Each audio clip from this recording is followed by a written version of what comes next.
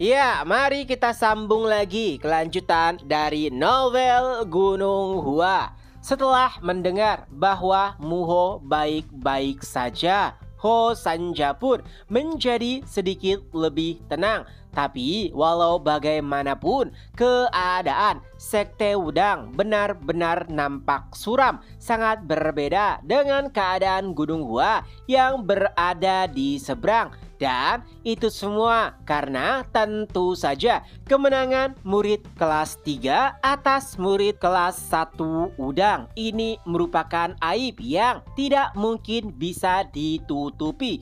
Ho Sanja bahkan sampai pusing memikirkan rumor apa yang akan tersebar esok hari. Membayangkannya saja langsung membuatnya mual, seolah-olah ia ingin memuntahkan seluruh makanan yang telah ia makan pagi tadi. Kekesalan dan kemarahan terlihat jelas di wajah Ho Sanja. Mujin berusaha untuk menenangkannya. "Penatua, tenanglah." Tapi nampaknya masih sulit bagi Ho Sanja untuk menerima fakta tersebut. Mujin kembali berkata, "Penatua, tenanglah, kita masih belum kalah." Lalu Ho Sanja berkata, "Belum kalah katamu? Apakah kau tidak lihat murid kelas 1 Udang dikalahkan oleh murid kelas 3?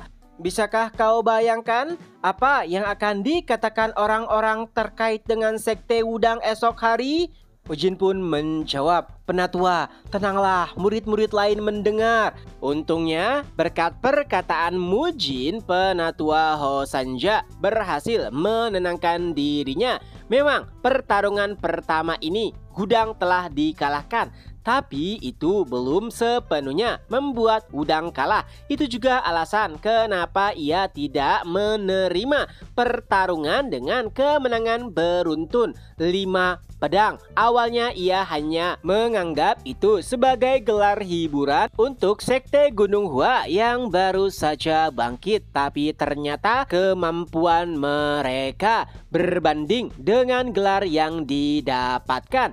Dan menurutnya wajar juga jika Muho kalah tepat setelah melihat teknik yang dikeluarkan oleh Jogul. Tapi ia harus langsung membalas kekalahan tersebut pada pertarungan selanjutnya. Oleh sebab itulah Penatua Ho Sanja meminta Mujin untuk memanggil Mu Yeon, salah satu dari 3 pedang Wudang. Walaupun memang sangat disayangkan bahwa bukan Mujin yang diminta untuk maju, karena menurut sudut pandang Ho Sanja, Mujin adalah kartu terakhirnya. Jadi mengirimkan Muyon yang juga merupakan pedang Wudang nampaknya adalah pilihan terbaik saat ini. Dan beberapa saat setelahnya Mujin pun membawa Muyon. Lalu Ho Sanja berkata, "Muyon, kau tahu apa yang harus kau lakukan bukan?" Muyon pun mengangguk. Ho Sanja kembali berkata, "Ingatlah, pedangmu membawa nama Sekte Wudang."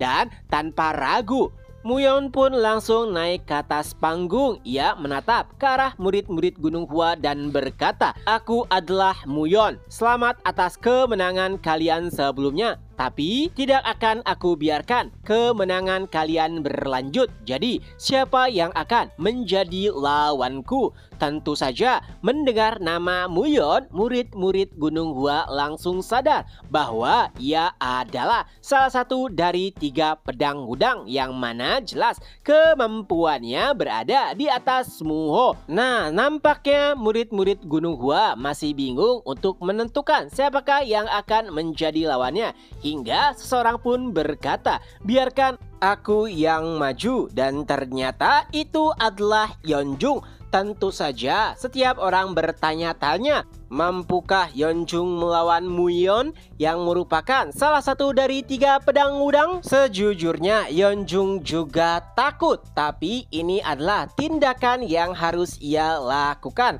Alasannya sederhana, ia tidak ingin mendengar Jogul terus mengatakan omong kosong selama 2 bulan ke depan atas kemenangannya melawan Muho. Setidaknya sebagai senior ia harus mengalahkan orang yang lebih lebih kuat dibandingkan dengan Muho untuk membungkam mulut Jogul. Dan alasan lainnya tentu saja ia harus tetap maju siapapun lawannya untuk terus berkembang. Dan sepertinya pada akhirnya setiap orang setuju, termasuk dengan penatua Hyun Sang. Ia pun mengizinkan Yeonjung untuk melawan Mu Yeon. Ya, walaupun pada awalnya Hyun Sang lebih setuju jika Yu Isul atau Baekhyun lah yang bertarung melawan Mu Yeon, mengingat ia adalah salah satu dari 3 pedang wudang. Tapi melihat kegigihan dari Yeonjung, pada akhirnya penatua pun mempercayai Yeonjung. Dan saat penatua Hyun Sang tengah memberikan beberapa nasihat kepada Yeonjung, terdengar suara batuk dari belakang dan ternyata itu adalah Chung Myun. Yeonjung pun langsung berkata, "Ada apa?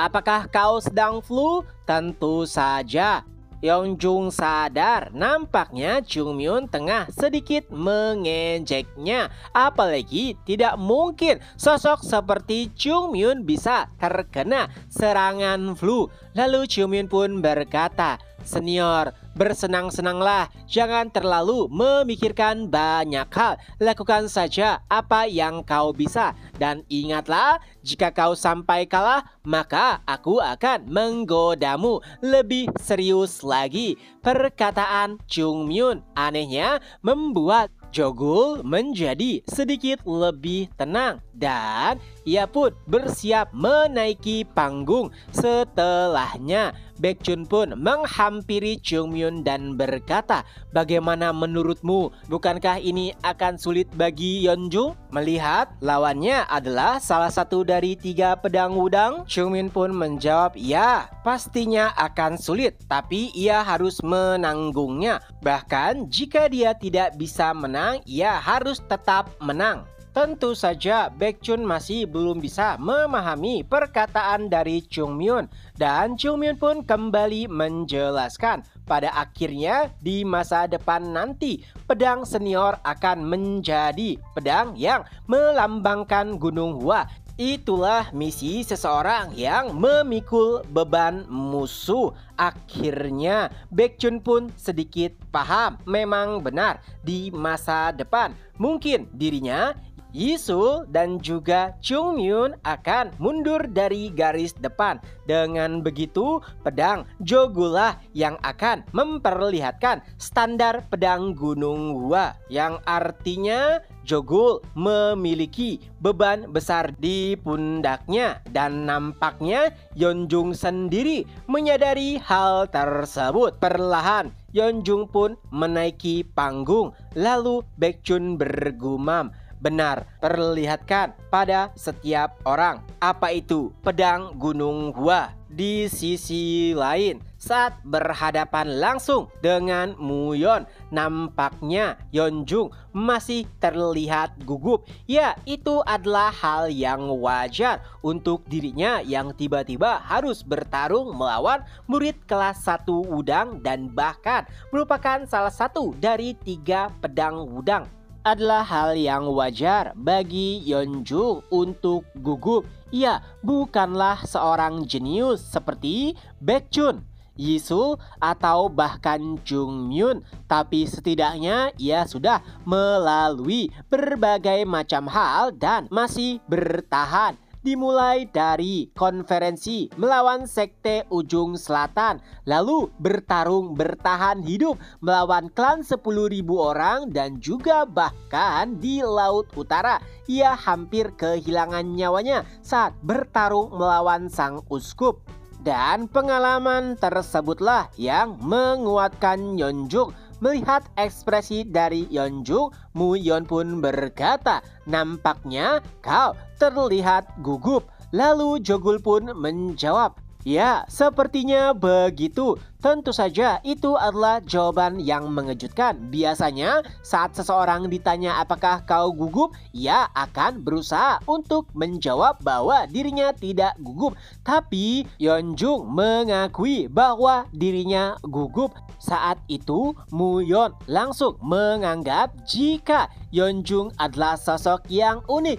Ia bahkan sampai memberikannya beberapa nasihat agar dirinya tidak gugup. Lalu Jogul menanggapinya, ya mungkin kau benar, tapi apa yang aku alami saat ini semuanya merupakan sesuatu yang tidak alami. Maksudnya bagaimana bisa murid kelas 3 harus melewati hal-hal yang seharusnya tidak dilalui oleh murid kelas 3 lainnya di sekte manapun itu. Dan memang begitulah faktanya. Lalu Muyeon kembali berkata, jika kau terlalu gugup, lalu kenapa malah memilihku sebagai lawanmu? Yeonjung menjawab, aku juga tidak tahu, dan apakah ada bedanya jika aku harus melawanmu? Itu adalah jawaban yang menarik, seolah-olah bahwa tidak ada perbedaan antara dirinya yang merupakan salah satu dari 3 pedang wudang dengan murid wudang kelas 1 lainnya. Yeonjung menambahkan, tidak, maksudku siapapun lawannya akan menjadi sulit bagiku. Baiklah kalau begitu, kata Muyeon, tarik pedangmu dan izinkan aku untuk memperjelas bahwa aku bukanlah lawan yang mudah. Jadi lakukanlah yang terbaik. Yeonjung pun menjawab, tentu saja aku akan melakukannya bahkan tanpa kau suruh. Yeonjung pun mengeluarkan pedangnya dan pertarungan kedua antara Yeonjung melawan Muyeon, salah satu dari 3 pedang pun dimulai. Chapter pun berakhir. Nah, itulah kelanjutan dari novel Gunung Hua. Semoga terhibur. Ketemu lagi di next video. Bye bye.